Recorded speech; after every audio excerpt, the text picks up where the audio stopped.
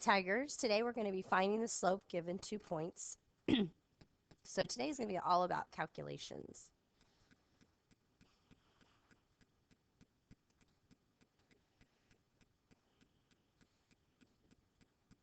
I can calculate the slope by using the slope formula, and the slope formula reads y sub 2 minus y sub 1 all over x sub 2 minus x1.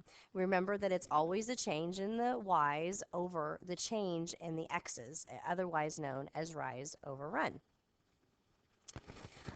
In our first example, I just want to show you the connection between what you've been doing. You know that 1, 2, that would be on the line. It would be over 1 and up 2. I'm going to plot that on this coordinate plane. And then 4, 5, that would be over 1, 2, 3, 4, and then up 1, 2, 3, 4, 5.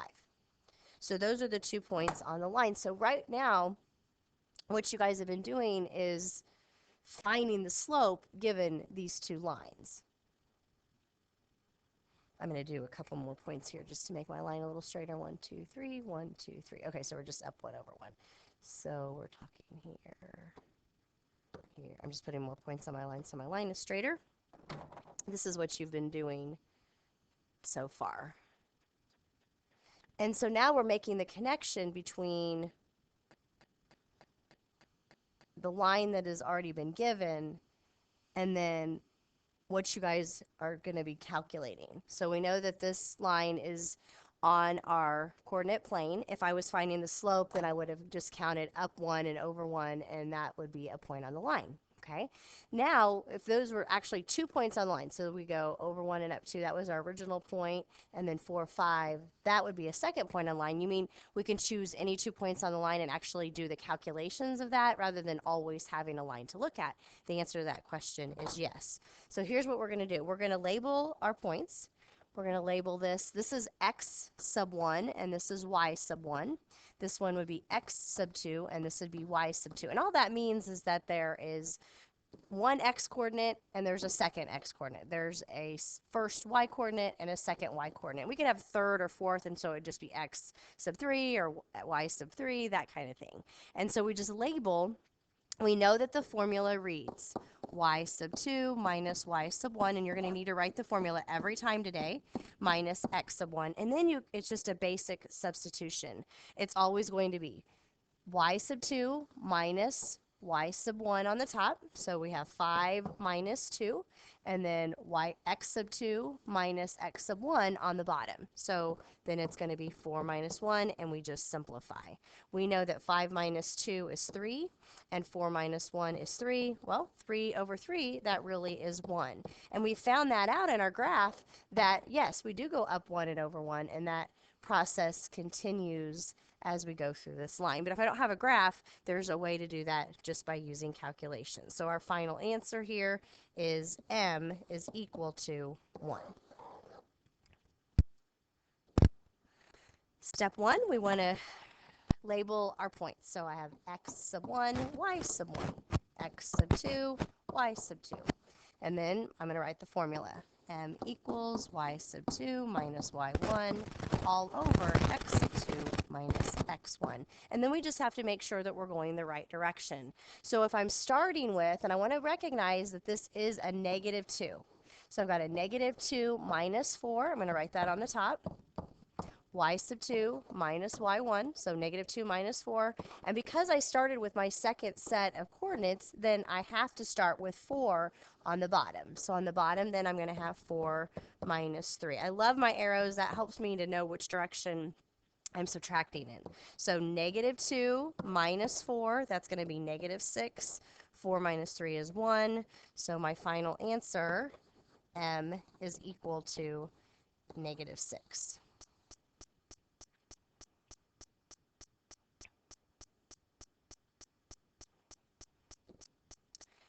Our third example.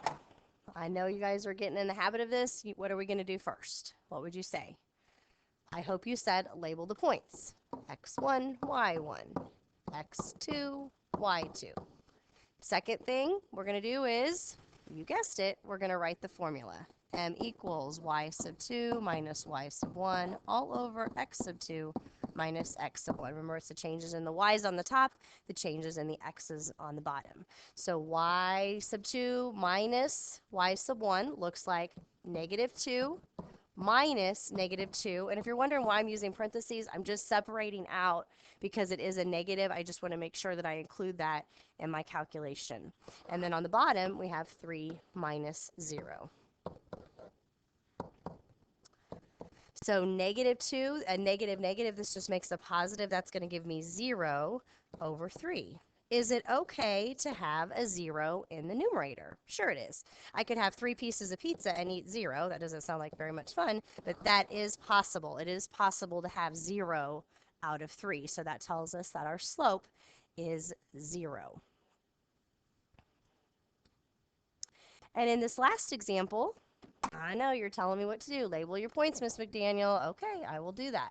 X1, Y1, X2, Y2, and then you may have guessed it. Let's write the formula. Y2 minus Y1. Yes, I expect you to write the formula each and every time. 2 minus 5 on the top. Negative 3 minus negative 3 on the bottom. I'm going to, because they're negatives, I'm going to put them in parentheses. So on the top, I've got 2 minus 5, which is negative 3. And on the bottom, I've got negative 3, a negative negative. We know that makes it positive. So negative 3 plus 3, that's going to give me a 0. And now we have another answer. What that means is, can I have a 0 in the denominator? No, I can't have anything out of 0. So when you have 0 in the denominator, you have to finish up the process and you have to write undefined. It means that if I were to graph this line would look perfectly vertical. It doesn't mean the line doesn't exist. It just means that the slope is undefined. So in the last example, when you had m is equal to 0, instead of the line being perfectly vertical, guess what? It would have been perfectly horizontal. I hope you enjoyed your lesson on finding. Oh, we have one more. Never mind. We're not done with our lesson. I want you guys to go ahead and stop the PowerPoint and do this on your own and check your work.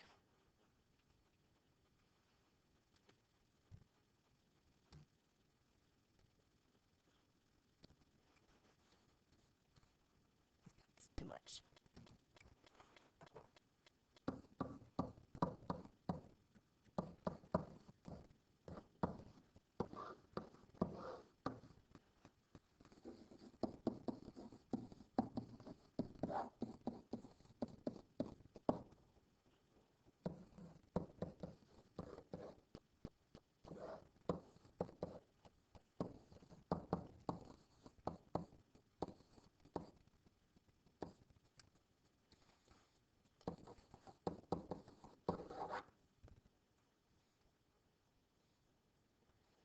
All right, welcome back. I hope that you ended up with m is equal to 8. If you did not, check your work and make sure that you know how to get there.